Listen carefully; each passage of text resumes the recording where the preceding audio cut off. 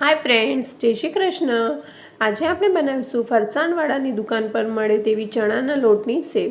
જો તમે ક્યારેય સેવ ન બનાવી હોય અને હંમેશા સેવ બજારમાંથી લાવતા હોય તો એકવાર આ રીતથી સેવ ઘરે જરૂરથી ટ્રાય કરજો। બહુ જ સરસ સેવ તૈયાર થાય છે અને એકદમ ક્રિસ્પી અને બિલકુલ તેલ પણ નથી ચડતું। જો તમે પહેલી જ વાર સેવ બનાવતા હશો તો પણ તમારી સેવ પહેલી જ વારમાં પરફેક્ટ તૈયાર થશે। તો ચાલો આપણે રેસીપીની શરૂઆત કરીએ। તેના માટે આપણે 2 વાટકી જેટલો ચણાનો લોટ લઈ લેવાનો છે। ચણાના લોટમાંથી આપણે જ્યારે કોઈ પણ ફરસાણ બનાવતા હોઈએ ત્યારે આપણે ચણાના લોટને હંમેશા ચાળીને જ લેવાનું છે, તેથી કરીને ફરસાણનું ટેક્સચર છે તે બહુ સરસ આવતું હોય છે। તો આપણે ચણાના લોટને આ રીતે સરસ રીતે બધા લમ્સ ભાંગી જાય એ રીતે ચાળી લેવાનો છે। 1 વાટકી મેં એડ કર્યો અને આ બીજી વાટકી, એવી રીતે આપણે ટોટલ 2 વાટકી ચણાનો લોટ લીધો છે અને તેને સરસ રીતે આ રીતે ચાળી લેવાનો છે। ચણાનો લોટ છે તે સરસ રીતે આપણે ચાળી લીધો છે। હવે આપણે તેમાં મસાલા કરીશું। આપણે 5 ચમચી હળદર લેવાની છે, 1 ચમચી જેટલું આપણે મીઠું એડ કરીશું અને 2 ચમચી જેટલું આપણે તેલ એડ કરવાનું છે અને સરસ રીતે બધું જ મિક્સ કરી લેવાનું છે। સરસ બધું મિક્સ થઈ જાય એટલે પછી આપણે થોડું પાણી એડ કરતું જવાનું છે અને મીડિયમ સોફ્ટ એવો લોટ તૈયાર કરવાનો છે। જો તમે જોઈ શકો છો કે આ રીતે બધું જ આપણે મિક્સ કરી લીધું છે। હવે થોડું પાણી એડ કરતા જવાનું છે અને લોટ બાંધવાનો છે। જો તમે વધુ પડતું પાણી એડ કરી દેશો તો તમારો લોટ છે તે એકદમ ઢીલો થઈ જશે, તો સેવ બરાબર નથી પડતી અને વધુ પડતો કઠણ રાખશો તો તમારી સેવ છે તે એકદમ કઠણ તૈયાર થાય છે। એટલે આપણે મીડિયમ સોફ્ટ એવો લોટ બાંધવાનો છે। જો આ રીતે આપણે થોડું પાણી એડ કરતા જશું અને સરસ એવો લોટ બાંધી લેવાનો છે।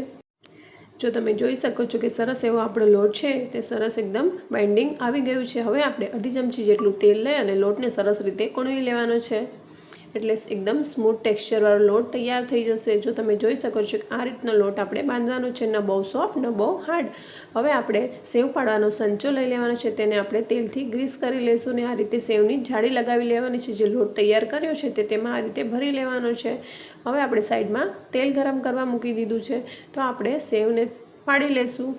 તેલ એકદમ ફૂલ ગરમ થઈ જાય પછી જ આપણે તેમાં સેવ એડ કરવાની છે। જો તમારું તેલ છે તે બરાબર ગરમ નહીં થયું હોય તો તમારી સેવમાં તેલ ચડી જતું હોય છે। જો તમે જોઈ શકો છો કે આપણે સરસ રીતે પહેલો બેચ છે તે એકદમ પાડી લીધો છે। હવે સંચાને ઊંધો ફેરવી લેવાનો છે, સરસ બબલ્સ એકદમ બેસી જાય પછી જ આપણે સેવને ટર્ન કરીશું।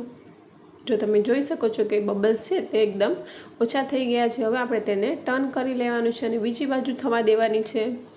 એવી રીતે આપણે આગળ પાછળ ફેરવતા જવાનું છે અને આપણી સરસ મજાની સેવ તૈયાર કરી લેવાની છે।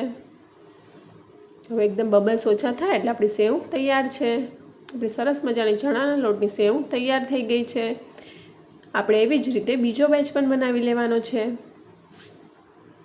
ગેસની ફ્લેમ છે તે આપણે એકદમ હાઈ જ રાખવાની છે।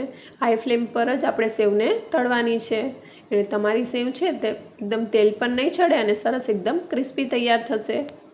જો ગેસની ફ્લેમ આપણે સ્લો રાખીએ તો સેવમાં તેલ ચડી જતું હોય છે। બીજો બેચ પણ આપણે તૈયાર થઈ ગયો છે, તેને પણ આપણે પ્લેટમાં લઈ લેવાનો છે। આપણી સરસ મજાની સેવ તૈયાર થઈ। આ સેવમાંથી તમે ઝીણી સેવ પણ બનાવી શકો છો અને આ રીતની જાડી સેવ પણ બનાવી શકો છો। મેં બંને તૈયાર કરી છે, તમને નજીકથી પણ બતાવું કે આપણી સેવ છે તે કેટલી ક્રિસ્પી તૈયાર થઈ છે અને બિલકુલ હાથમાં તેલ નથી ચોંટતું।